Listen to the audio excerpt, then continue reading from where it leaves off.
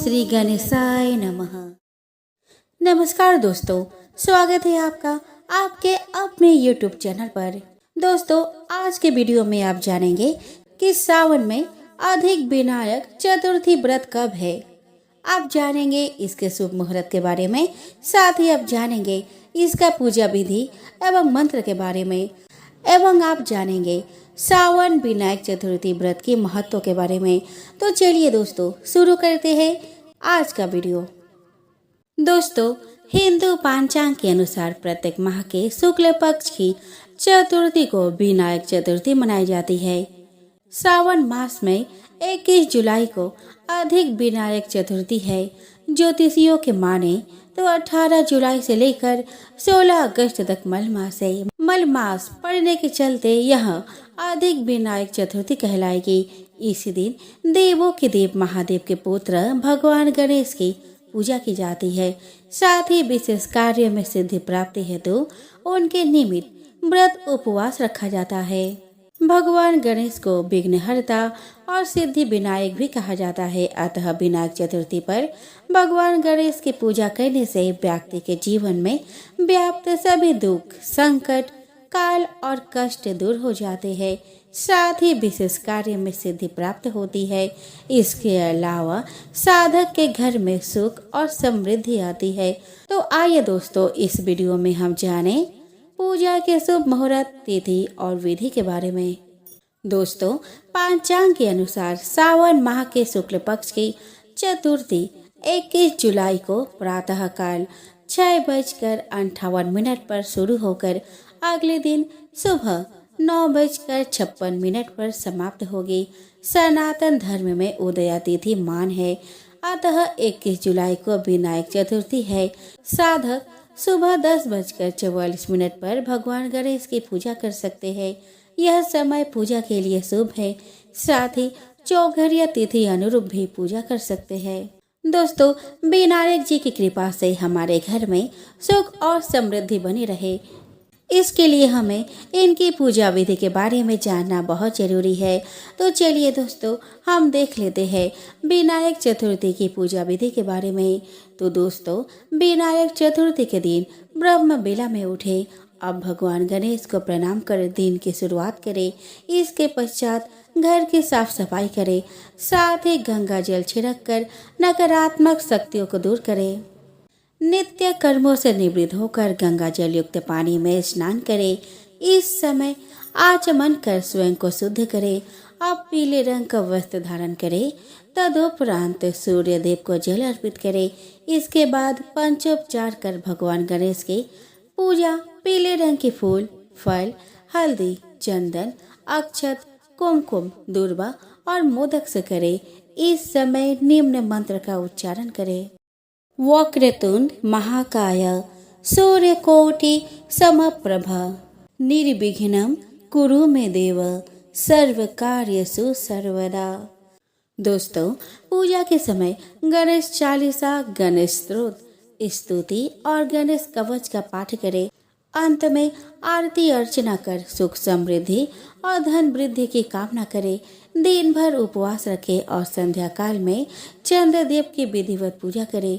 आरती अर्चना और दर्शन कर आशीर्वाद प्राप्त करें। इसके पश्चात फलहार करें। अगले दिन पूजा पाठ संपन्न कर व्रत खोलें।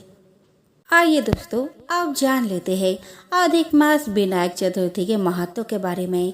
अधिक मास हर 3 साल बाद आता है। यही वजह है कि इस माह के हर व्रत त्योहार का विशेष महत्व है। ऐसा माना जाता है कि अधिक मास में किए गए धार्मिक कार्यों का किसी भी अन्य माह में किए गए पूजा पाठ से 10 गुना अधिक फल मिलता है। पुराणों के अनुसार अधिक मास की विनायक चतुर्थी पर गणपति जी की पूजा करने वालों को कभी धन की कमी नहीं रहती। संतान प्राप्ति के लिए यह व्रत उत्तम फलदायी माना गया है। विनायक चतुर्थी व्रत के प्रभाव से हर संकट और बाधा का नाश होता है। आइए दोस्तों, अब श्रवण करते हैं विनायक चतुर्थी व्रत कथा की।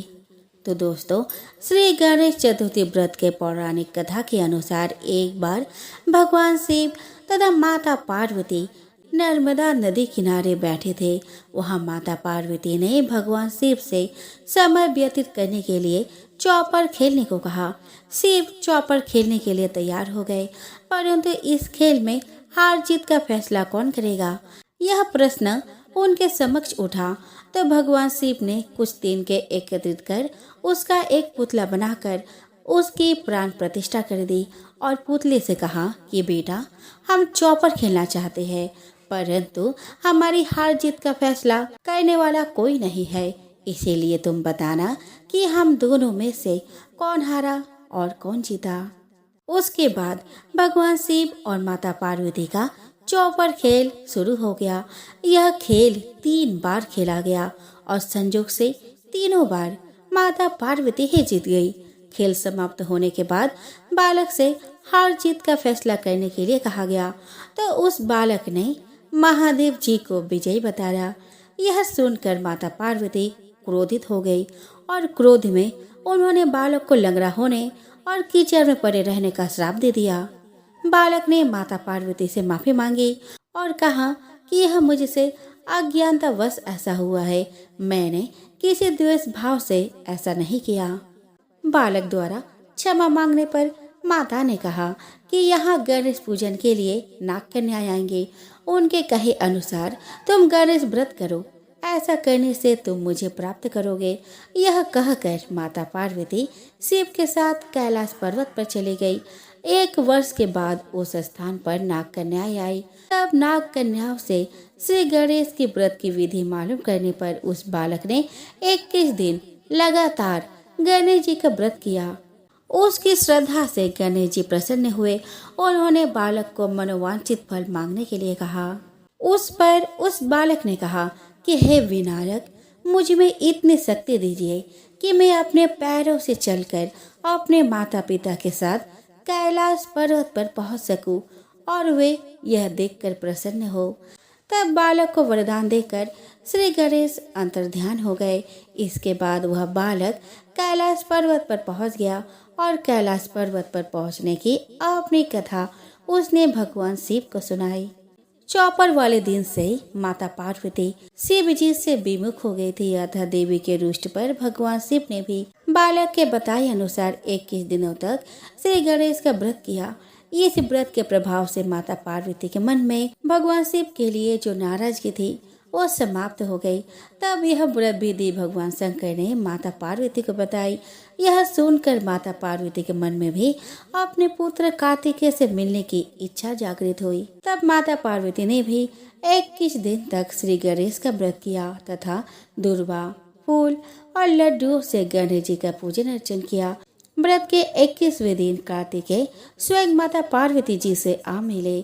इस दिन से श्री गणेश चतुर्थी का यह व्रत समस्त मनोकामनाओं की पूर्ति करने वाले व्रत माना जाता है। इस व्रत को करने से मनुष्य के सारे कष्ट दूर होकर मनुष्य को समस्त सुख सुविधा प्राप्त होती है।